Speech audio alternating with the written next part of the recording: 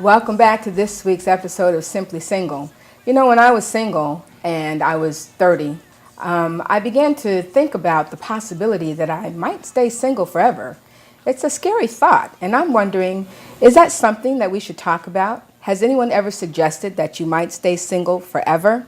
Let's take it out to the streets first before we bring it inside and see what you have to say about that. I think it's valid to have the conversation. I don't want to think about it at 31. It may be uncomfortable, but I do think it's a topic that needs to be discussed. I guess I still kind of hold out hope.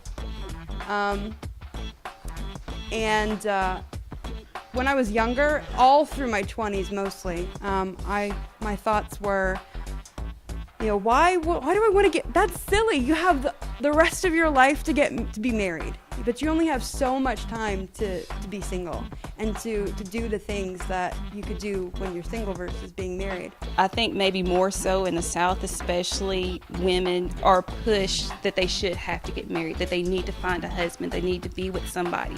And it may not necessarily work out for you, maybe at the timeline that everybody has placed on you, it may not be in the cards for you at all.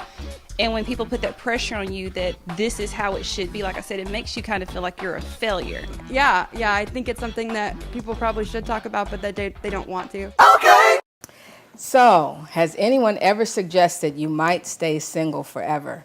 Now, when I asked a friend of mine who is single to read my manuscript, my book manuscript, as I was trying to figure out was I relevant in all the topics I talk about, about 3 months later, I asked, so did you read it? And she said, no. And I said, why? And she said, 'cause it's scary. And it's sad, just the title. Nobody ever told me I might not get married. And I'm wondering, in today's society with the stats that we hear, the realities of a lot of women getting older, being single, whether it's from divorce or never married, especially never married, is that a topic that's worth starting a discussion about? Absolutely. Because I kind of feel like if you don't face it, then, are you setting yourself up for an expectation that won't happen? Does it make you, look at the men that you are dating without standards because you're scared about them? I mean, so is this a discussion that we need to have? Absolutely. And you said, when was the last time someone told you? Look, last week. Last week, someone told me that I was going to be single forever because I had too much pride. Oh. And I informed that person that it's not pride, it's self-worth. I don't feel like I should have to just settle for anything just because, you hear people tell you all the time, well, at least you have a man. Well, I get it, but not really. Because if you have the wrong one, is it really worth having? Exactly.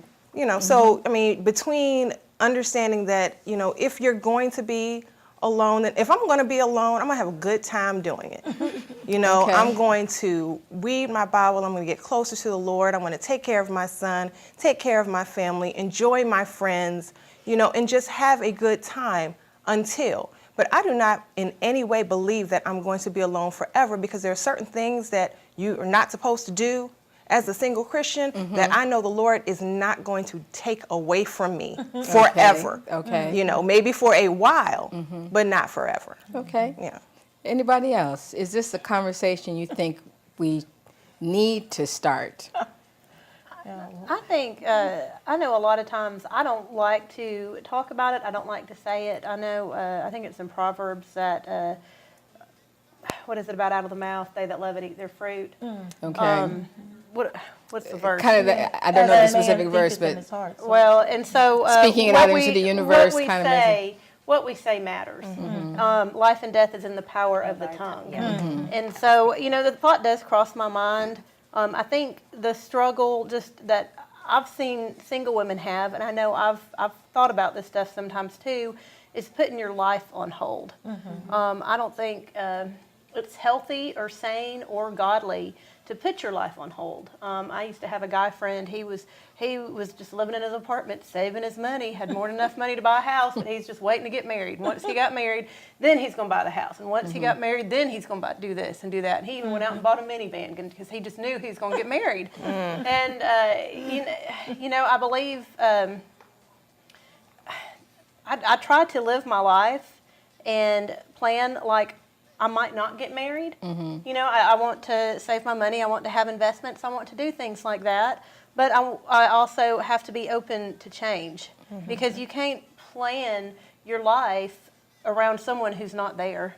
You don't know what your husband's preferences are. I don't even know that they'd be worth bowing to. I mean, it might be something that, hey, we're going to work together. We're both going to alter or change, whatever. But it's hard because I like to be a planner. I like, to have things in order to know what's going to happen. God's really, He's thrown me some loopholes these past couple of years to get me out of that mode and change me up. But to me, that's the hardest part is looking into the future and saying, right now I don't see anybody, but I still need to do these adult things. And I feel like if we're all really truthful, at some point in time in life, you do feel like, well, I just may not ever get married. And it's never filled with joy or with substitution or I'll just read my Bible and pray. No, it can actually make you really sad and depressed because we're really at the man's sort of mercy. We can dress great and have great personality and love the Lord and all that, and they still may not be interested in us. And so, and they're, in my mind, they're the ones that have to do the pursuing in some kind of a way, And so there is that. If we could decide ourselves, even like a man, like, I can get married and I can find somebody and somebody will be glad to have me. But for the woman, even in our modernistic way of thinking, where I can go out and ask the man for a date and this, that, and the other, that's okay. But at some point, that man really is going to have to, say Let what you he know. wants. Yes. Right. And so with that knowledge, you can get really sad and say, you know what, I really might not get married. I may not. And that's the reality. Now, we don't have to stay there and we don't have to wallow in self-pity. And we can, I believe that God subscribes to us to do in the meantime kind of a thinking until this happens. In the meantime, this is what I'm going to do. I'm going to go on my house and I'm not going to wait till I'm married to go to Hawaii if I want to go, all of these things. That's in the meantime. But, and if that reality is that I don't get married, I really feel deep in my heart that those people that are not going to get married are people that do not want to get married. Really? I really believe that. I believe that there is somebody for everybody. Now, you may be 30 and may not get married until you're 50. Okay, I don't know when that time frame is. But those people that want to get married, God says if we delight in him, he will give us the desires of our heart. Amen. And I have to stand on that. And if I do what, as she said, I'm dedicated to God's example, then God will give me that desire, or he will take the desire from me. And some days I don't have that desire, even though most days I do want to be married. But some days I'm like, whoa, this is good. I can just go, eat some yogurt. I don't have to worry about what anybody else wants to eat. Eat yogurt and some crackers or whatever. And, whatever I want to do. I don't have to go right home, don't have anybody to report to. There's some good things. But if overall I want to get married, I believe that God can do that. And that he will. He will do it. That he will, because Yes. there's a difference between he Yes, can yeah. and he will. No, I because believe he will do and, it. and I'm really playing devil's advocate here. Not that I believe every single thing I'm saying, but I'm playing devil's advocate because. But you kind of have to balance that again with the reality that in a world where everything is not ideal, and all of the the fact that there are more women than men, and, the realities of our culture and what that means to the different races and on and on and on. Again, can you really in certainty say that if I want to be married, that God will actually do that for me, that there's someone for everyone, because I wonder, how does our society and the realities of our society bear that out? Yeah. I don't know. I had I seen still a believe. statistic once, and it was talking about the more intelligent a woman is and the higher her IQ, the less likely she is to get Yeah. married. And, Yeah. and I think the same goes for a woman with money. So the more money a woman has, the less likely she is to get married. And believe me, I'm not saying that it so- should be something we wallow in, I don't know is what I'm saying. I but mean, is it something that the thought crosses my mind, and I don't like the thought, so I push it out. push it out? Exactly, and that's honest to God that's how I handle it. Okay, I probably okay. need to see a therapist over it. But that's what I do. I never really thought about being that I would be single because I think I will get married again. However, depends on my focus. Sometimes I'm loving doing some things that I could spend my life doing, and so my focus shift. When I was working as a chaplain in the hospital, I honestly thought I could do this for the rest of my life. I don't care about children, if I have a nice house or car, or I don't care if I'm doing what I love to do and I'm satisfied. So I think it is possible. If I never get married, I'll find something like caring for people, and I'll be super happy. Well, that's what I meant when I said if those people who don't want to, God is not going to force you to get married. right? you don't And there are want some to. people who don't want who to. don't want to, or they wanted to, and now, as Ruth says, they've found something that has taken their focus off of that. But I just believe, even though I know all of those same statistics, and the higher education a person has, the less likely, and how does a white collar and a blue collar work, and all of those things. But God has said in His Word that nothing is too hard for God. And as we say, we don't need thousands of men, we just need one. Right. And so it's like, yeah, there may not be enough men for women and this, that, and the other, which I still don't sort of agree with that. I believe that there is enough for everybody to go around. We may have to change even some of our ways of thinking, so far as crossing different racial lines, even, or different educational lines or whatever. But you're still going to be compatible. God is still going to do that. I just believe it. Well, that's a good point to stop on, and stay with us, because the conversation will continue right after this. 1 in 4 households. 40% of all women have never been married. Wait! Don't get weighed down in gloomy facts.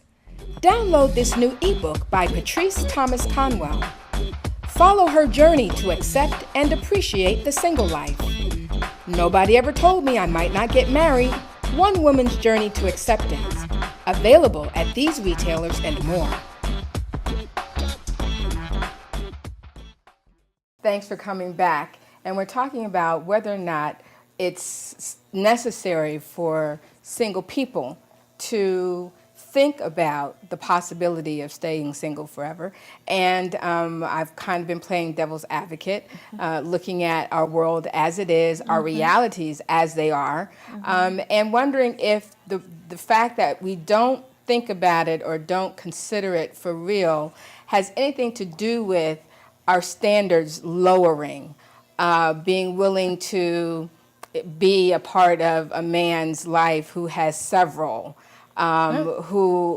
women, and just being okay with the fact that I'm one of them, or and things that Angel was alluding to as far as not settling, and so for our children today, particularly, I mean, I don't have a daughter, I have a son who's 16, and I have trained myself to say, if you get married, because when I was growing up, it was when you get married, and it set up an expectation that I thought that's a certain formula was going to happen, and I expected to be married, in my 20s, and not that I was necessarily looking for it, but that's what I expected. And as time went by, and it hadn't happened, that's what prompted me to think, wow, nobody talked to me about this picture or this reality. And so I'm wondering if we do a disservice to our youth, particularly, especially in the church, by continuing that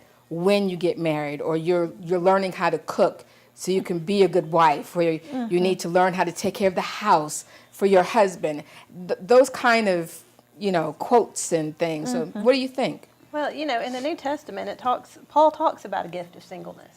I mean, there are some people, and he talked about it as a positive thing. Right, a gift. Yes. Now, I mean, I've never heard a preacher actually preach on that topic, but it is there. And I believe, like you said, if God gives you that desire, Exactly. He's going to give it to you. I mean, what were you going to say, Dominique? I was gonna say, if it's your desire, I totally agree with what you're saying. As far as if it's the desire of your heart, God's gonna fulfill it. And if it's not something that He wants for you, He'll take away that desire. Right. Amen. Yep. So for me, I'm 27. I still have hope that there's somebody out there for me. Girl, I'm And that's okay. I've got hope. That's cool. So for me, I do stay away from the thought. It does make me depressed and sad. So I try to stay away from that thought.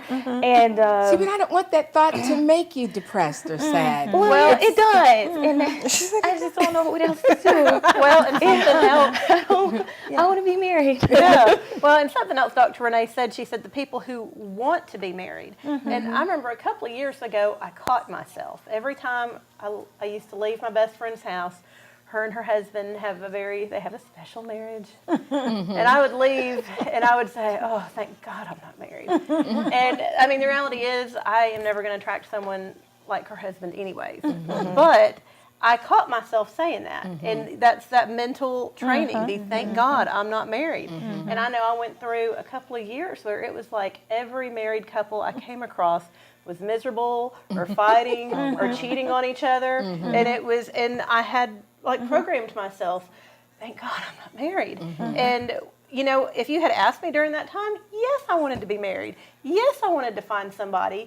But there sometimes our subconscious is warring against our conscious, and our subconscious behavior is sending out signals of, hey, I'm free, fancy free, I'm not up for grabs. And so a lot of times I see people who say, yes, I want to get married, but their behavior and their lifestyle is saying otherwise. Yeah, It's true.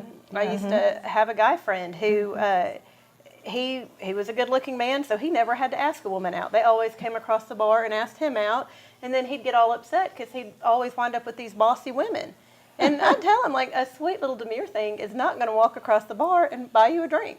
You've got to go over there and get it. And, when we were friends, he's 47, never been married. And if he wants to truly be married to a sweet little demure woman, he's going to have to get off his tail and walk across the bar and talk to him and make the first move. So subconsciously, I think that was right on key. If you want to be married, your behavior is going to, I want to say dictate it, but show that. Well, you it will, invite people in. you definitely will keep yourself open. Yeah, and you will appear available because lots of times we are so centered with whatever is going on in our lives until men pick up on those cues that they're not really available.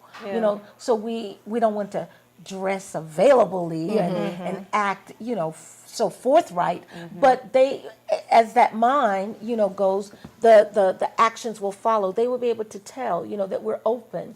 And also, as I say, open to different things, because sometimes because of whatever is going on in our life, we are stuck in one way of thinking, that it has to be this particular color of a man or kind of a man or height or whatever. And God is like, you know what? I have a fabulous person for you. But, they may be, of another race or of another, kind of a culture or whatever. But because of whatever, we're stuck here. And God is like, if we would just open our, our way of thinking, I have someone for you, and you're thinking, Lord, I want somebody, and He's like, I want to give you somebody, but it's, so I think we have to be available even to God. Yeah, I think it comes with time and growth. Like for me, I know that being single in this season I'm in the right place. I do want to get married, but I want to be prepared. So, it's not something where I'm just in desperation now, I just got to be with somebody right now. No, because if that was the case, I would be. But I feel like God is preparing me. And like you said, you know, I might not, God, I might have somebody in my mind that I think, you know, God's going to send, and maybe somebody else. So I've got to, you know, be open. And I think really it's about creating that balance, you know, and so it's not a discussion that I'm suggesting should be the forefront of your mind, the top priority. But I just think about myself, and when I came to the realization, and I would say it to some friends, you know, I may never get married, and they were like, "Oh, stop it! Don't say that." It was uncomfortable for even my friends who were married, for me to actually say, well, you know, it could possibly not happen, and they just hated to hear that. And I guess I was thinking, you know, well, I have to consider that. There's some kind of comfort I have to be able to have with that thought. Not that I want that to happen, because I certainly wanted to be married as well. And as you said, when you do start getting comfortable with the possibility that it might not happen, you kind of, you know, don't want to be open to dating around, because that's, after a while, that just sucks. Okay, let me just put it out there. And it's tiring. You know, and you get to a point where you don't feel like, you know, the conversation for a month to, oh, that's not it. And okay, you meet somebody else and conversation for 2 months and, oh, he's not it. You know, you just get tired of that after a while. But you can possibly close yourself off to not being open to receive if that's what God has in mind for you. I think there's some validity to what you're saying, is considering that you may not be. And then you rest in whatever God has for you. And it's just like so many times how we hear people that want to have a child, and they try and try and try. And when they come to the conclusion, you know what, I may not have a child, or I may need to adopt, then they end up and they're pregnant, and they have an adopted child and pregnant. I was that too. All of that at the same time. And really what that is saying is that I just am resting in what God would have for me, and let Him lead. And if, like I say, if I'm not to be married, He will take that desire from me, or it won't be, you know, of such where I feel, you know, some kind of a negative way about it, you know, and God is able to do all of that. And I like that, resting in what God has ready for you. Well, we're going to take it back out to the streets and let you tell us, what do you think? Is the possibility of being single forever something that you should consider? Okay. No, that's horrible. That's a horrible topic. I don't ever want to talk about that, because I'm already talking to myself about it all the time in my head, and I don't want other people talking to me about it, because it makes me paranoid, like it's going to happen. So, no, we should just leave that one. That's, no, just leave that one to the side. Okay. Well, thank you for sharing your viewpoints with us. And if you're watching, you know we want your viewpoint as well. And it's time to wrap it up for the season. We've done 13 shows, which is a full season. And so I'm going to say a little farewell. Now, it doesn't mean that there will be nothing new that comes up, because I think I would like to do some specials. Like do a Simply Single show just with the guys, and to do a Simply Single show based on what you think about all of the different things that we've talked about in this season. And before we go, I have to sadly say a farewell. I love all the ladies that have joined me this season, Mindy and Dom and Angel and Dr. Renee and Ruth. Ruth is leaving us. And even though when we started this, she said, you know, I'm thinking about relocating, I said, you know, that's okay, because I feel like God led you into this discussion and into this show for this season. And you have been a wonderful addition. We've enjoyed the comments that you've made and the insight that you've given from your own life. And we're going to wish you well as you leave us and go out to the West Coast, to sunny California, to continue your education. And so we wish you all the best. And whenever you're in Huntsville, and want to stop by, if once we start up again, you know, you're always welcome. I'll be checking on you. And tell all your friends and new friends in California about the show. And I also want to thank all of the broadcast journalism students from Oakland University who have been a huge part of making this production a success. And we look forward to doing another season. And if you want us to, then let us know. And let all of your friends know about all the episodes that are up on YouTube, because they'll be there. And you all start watching them. And again, send me some feedback at Patty Conwell on Twitter, Patty Conwell on Facebook, and let us know any questions you have for Dr. Renee maybe, anything that you want us to delve into a little deeper, let us know. And we can do a little special Simply Single episode around that over the summertime. So thank you so much for joining us. We hope that you've learned a lot, and we look forward to seeing you next season. Bye. House barbecuing, how it's supposed to be, but it seems like something's missing from the equation, you and me. Tell me, why am I not having fun? Yeah, in this game we play. Well, if you're tired trying to fight the fantasy, you need to hear what I have to say. Okay, get your dancing shoes on, we're gonna have some fun today. Hey, hey, single people all over the world say God made me this way. Hey, hey, you don't need nobody else to have some fun today. And just snap your fingers from side to side and say I'm okay.